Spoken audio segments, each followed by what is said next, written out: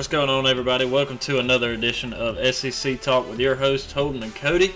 Hope everybody's doing good this evening. Had a nice weekend of football around the SEC. Only one game got canceled between Vandy and Georgia, so we got plenty to get to this evening. Cody, how we doing this evening? I'm here. I'm tired. Went hunting this past weekend, so there's very little sleep. Oh, you should be plenty relaxed then. So that was fun. You should be plenty relaxed then. What I did with my son to the zoo that Saturday, so I missed most of the games, but he had a great time, so I can't complain too much. That's why they make stats. Yeah. I'm gonna look at the stats and come up with my conclusion. Yeah, I was very shocked when you said you didn't watch any of the Alabama LSU game, which we had talked a little bit back and forth. You're not really missing much watching Alabama play this year because, I mean, you can watch the first quarter and then you might as well just go do whatever you want to do for the rest of the night because nothing's happening after that. Outside of some backups getting some work in. Whenever we're listening to the radio and it says 21 to nothing, I was like, damn, they're already in second quarter or going into halftime. They said, with 5 minutes left to go in the first, I'm like, oh, this one is done. I'm telling you. I'm telling you, I was. Never mind, let's go on. Yeah, I was watching y'all. I was watching Alabama LSU just to kind of keep an eye on it and just to see. I didn't think LSU would put up much of a fight, and they surely didn't, especially after last season. And I was flipping back and forth between it and the Clemson-Virginia Tech game, I think it was, because Virginia Tech was keeping that pretty close. It looked like a good game for a little while, and then Clemson started rolling, and when I'd flip back to Alabama, I was like, why am I even watching this? I'm fairly certain by the end of the night I just turned on a Christmas movie and was like, might as well watch something interesting other than these. Look,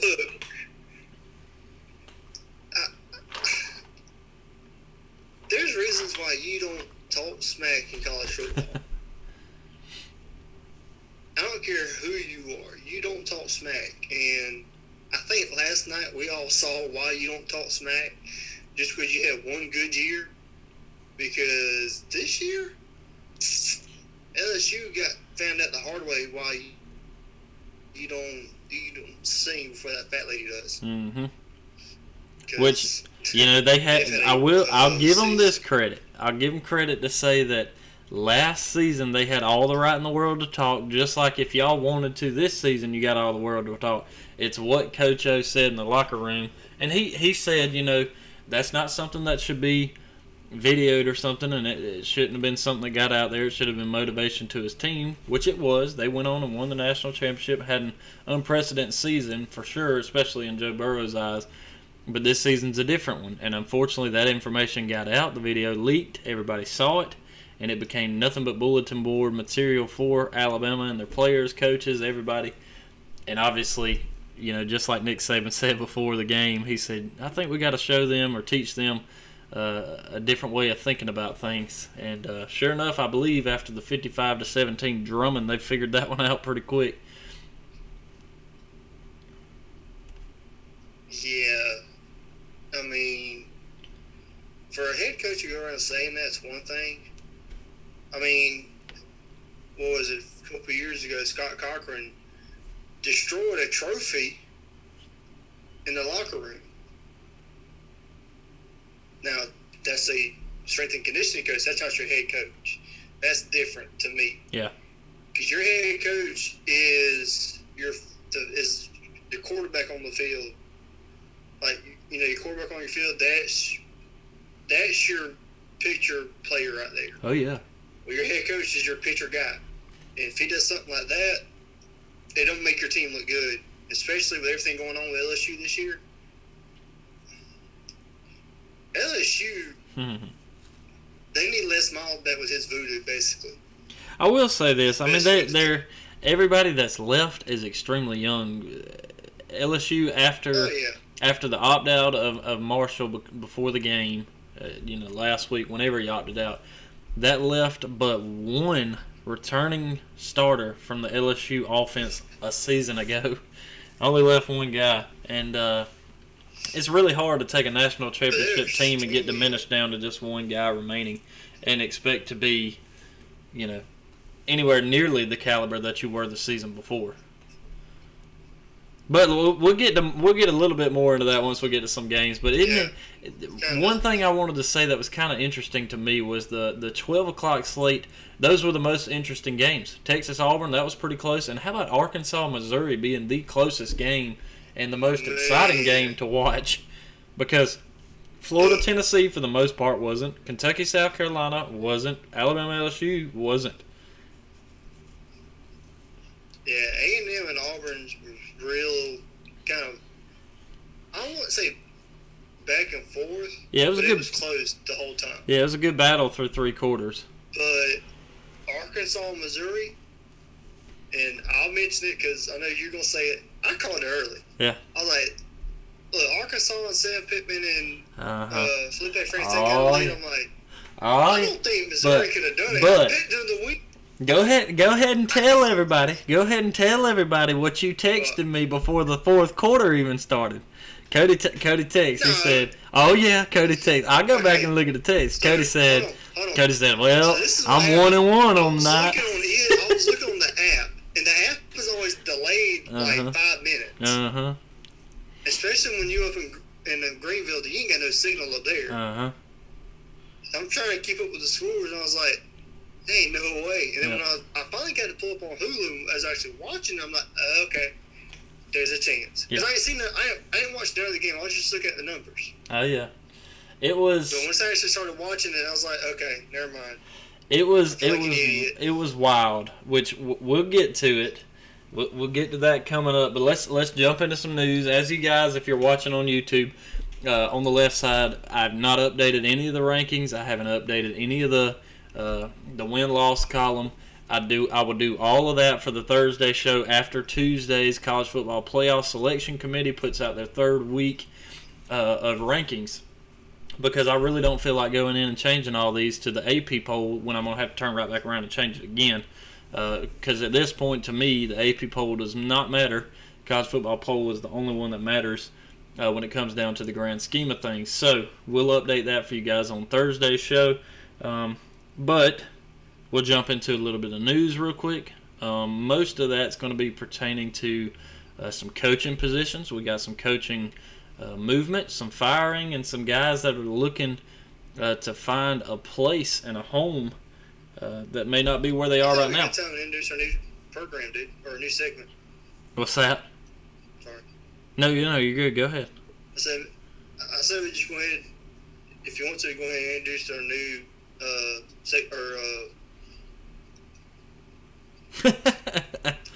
yeah, it would be a segment. I mean, you can that's, if you want.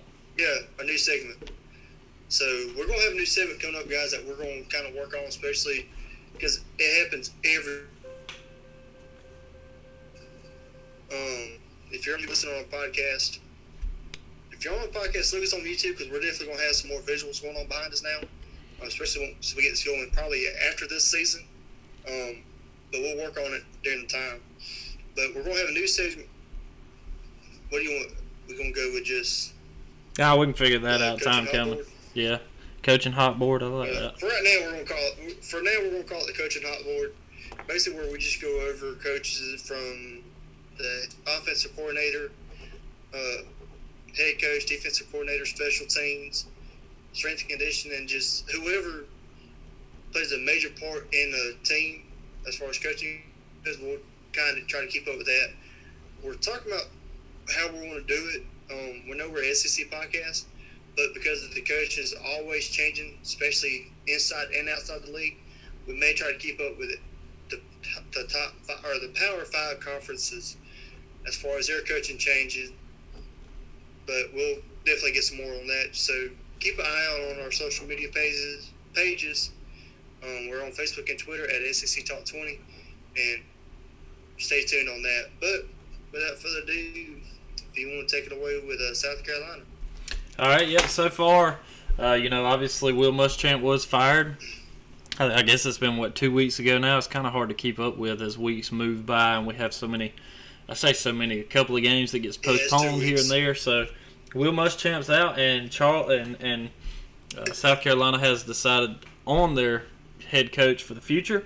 It's going to be Shane Beamer from Oklahoma is where he's coming from right now.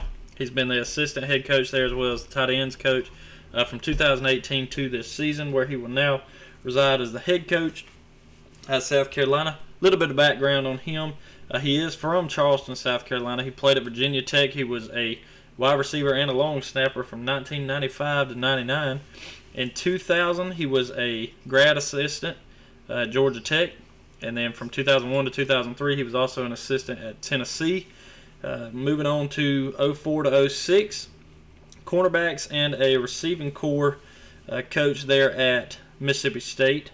Then from 07 to 08, really from 07 to 2010, he was at South Carolina between a cornerbacks coach, a linebacker, and a a safety technician coach. And then that's when he made the move from South Carolina to Virginia Tech from 2011 to 2015, where he was an assistant head coach as well as a running back.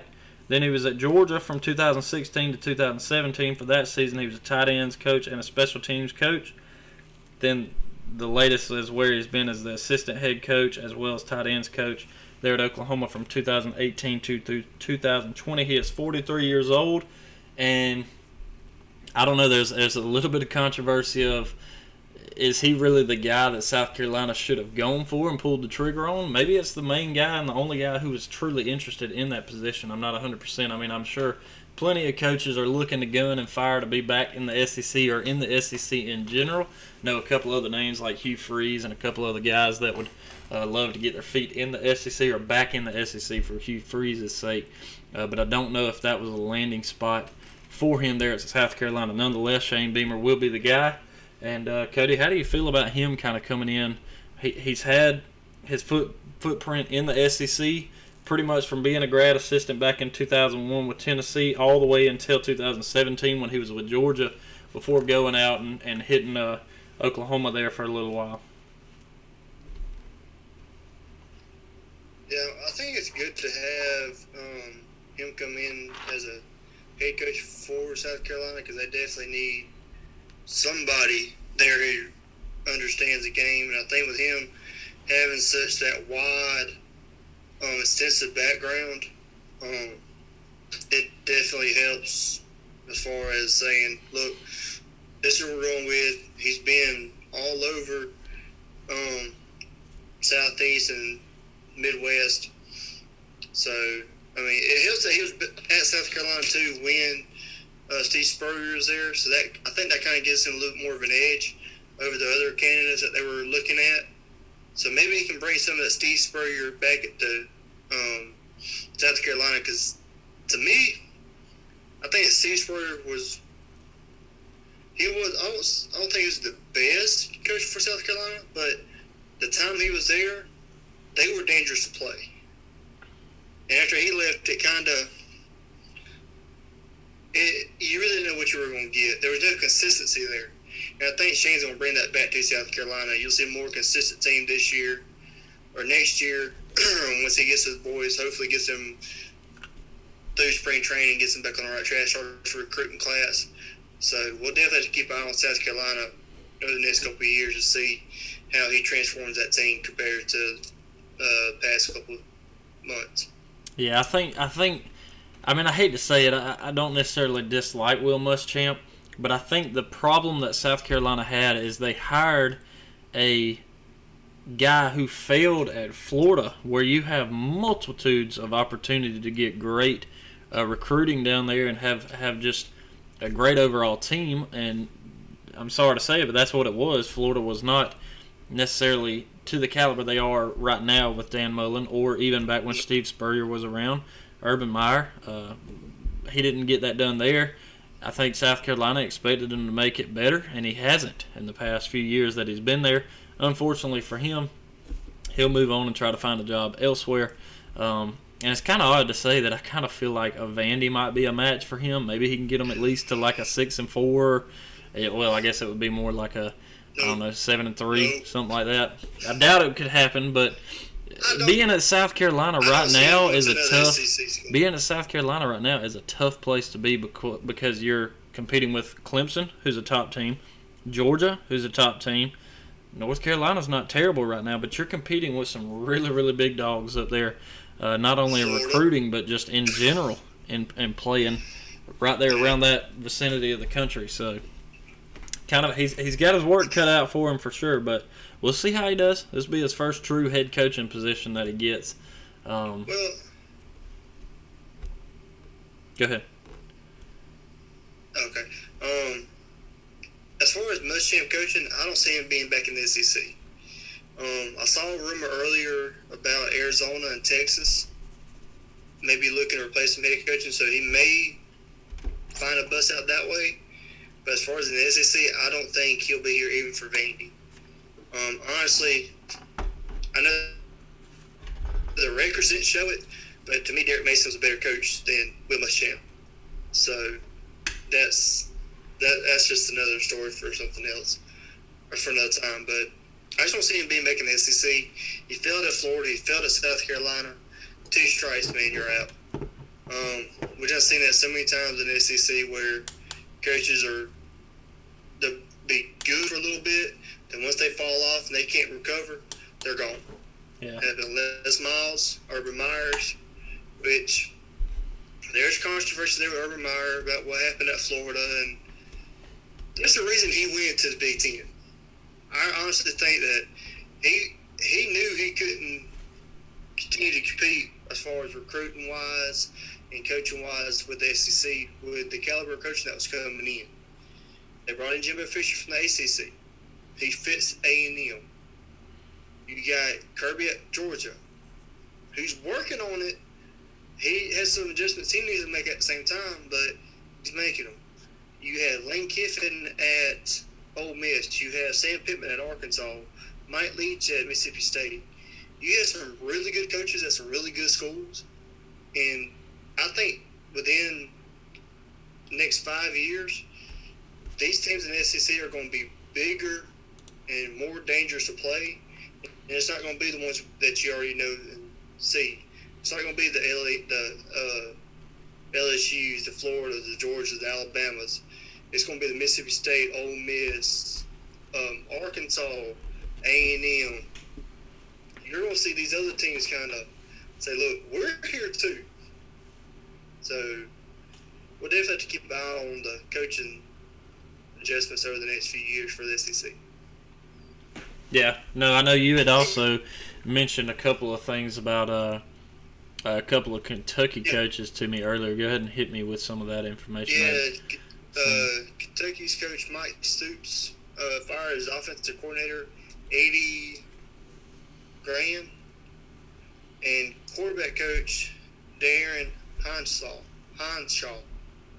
I haven't seen anybody. They didn't really talk about the replacement for him as far as offensive coordinator goes, which they may just do like most teams where your offensive coordinator is also your quarterback coach, or they may do it separate. We're not sure, but there's some big names that they're kind of looking at to take over. One of them is actually the former interim coach for South Carolina, Mike Bubba. So he could transfer from South Carolina to Kentucky as a offensive coordinator. That's one name been thrown around. The other one I've seen is Cale Gundy, the co-offensive coordinator at Oklahoma. He's looking at looking at him also possibility. You have Brian Harlan from Ohio State, wide receiver coach, also be considered. There's a couple more. I'm not making the name up. Major Applewhite, who's the analyst with the University of Alabama football program. He's one of the names that came up being considered for that spot up there for offensive coordinator too for Kentucky. So these are some names that have been thrown around. So we'll definitely keep an eye on this over the next couple of weeks because they're going to need to fill that position quick so they can get started for next year. Get the coach in, get them, see what they can do and see what they can change. So there's some big names there. Tim Beck, North Carolina offensive coordinator, quarterback coach. Mike Ulich, probably screw that name up. Urich, there at Texas. So there's some big names to kind of keep an eye on that maybe end up coming to the SEC. And there's a couple in the SEC to kind of see if they transfer and what they're going to do there. Yeah, and you have, I will say this too now, if you could actually get a good offensive coordinator there at Kentucky and get the ball moving even more than they've been able to get it to move the past couple of years, you could see a big turnaround there in that program in Kentucky, and you could actually see Kentucky maybe starting to compete for an East championship there to get into the talks for playing for an SEC title. I think it all boils down to getting a good coordinator in there instead of somebody who's either a no-name or somebody who you're just promoting up. Now, I don't have an issue at all with promoting up, but if you're not getting the caliber that you're looking for, then, it's I hate to say it, but it's kind of a waste. Because let's see, Kentucky, what is Kentucky this season? They are 4-6 on the season, so. Yeah. I mean, they really had nowhere to go but up for improvements. And Mike Stoops is a great coach. Mark Stoops. I'm sorry. Sorry. Mark Stoops is a great coach. You're good. I think he'll do his research, and I mean, I'm sure he has some connections to get the best offensive coordinator for him and his team that he can find. Yeah. Yeah, what was the other thing that you were telling me? I know I'd seen something, but I didn't read nearly as deep into it about Scott Cochran possibly pushing for the Vandy job. Yeah, I was looking through trying to catch up on the Vandy because Vandy still has not found a head coach yet. There was a statement from the athletic director. She stated that she's doing her research on her head coaching and who she wants to come in for this program. Hopefully to find somebody to come in and address the problem that they had and make some changes. A couple names been thrown around is Jeff Fisher, former head coach for the NFL. And I think one thing people are worried about, or some people are concerned about, is he never coached college. He was NFL only head coaching. And there's some coaches that if they do only NFL and they come to the college, they flunk out. Well, sometimes it can help you too. So that may be one to keep an eye on. Another one is the offensive coordinator there at Vandy, and Todd Fitch. He may be another one to kind of keep an eye on. But yeah, there was talk that I saw, and there wasn't a whole lot said on it, just that Scott Cochran, who is now the special teams coach at Georgia, who used to be the former strength and conditioning coach at Alabama since Saban was there. I think before that he was at LSU. There was talk that he's actually pushing. Vandy's not coming to him. He's pushing Vandy for that job. That he wants to step to a head coaching position. And I like Scott Cochran, but he's moving way too quick. I mean, this is your first season. Nothing against strength and conditioning coaches. They're great guys. But as far as a big coach on the team, this is your first year as a special teams coach. Slow your roll. You're going too quick. You're not going to be able to go strength conditioning special teams head coach and make it work. Yeah. That's not going to happen. He's not a head coach, and we've seen this. I don't think he can make those judgment calls like he thinks he can. Nothing against Scott Cochran. He's a great coach, but he needs to put the brakes on. He's jumping way too quick.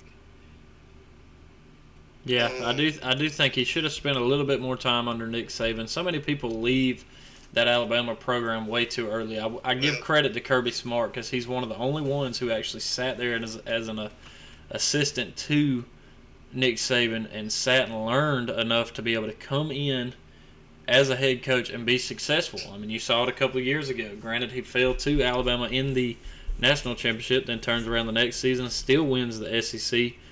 Falls in the SEC championship again to Alabama, unfortunately.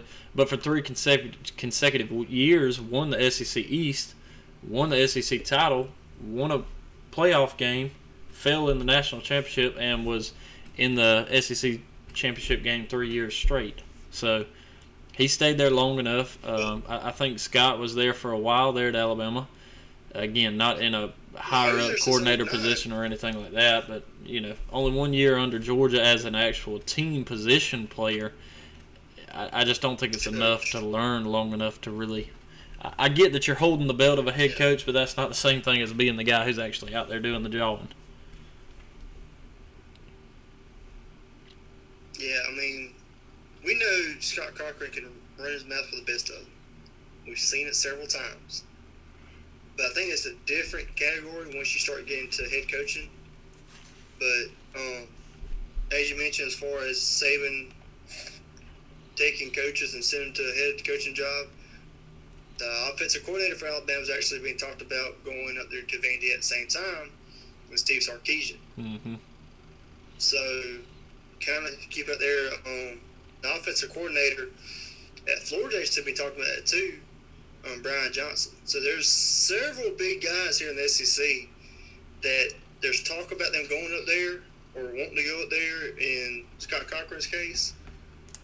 But for the most part, I think that out of that selection of coaches that you have for that position, to me, Scott Cochran's on the bottom. He has no experience at head coaching. He has 1 year as a specialized coach for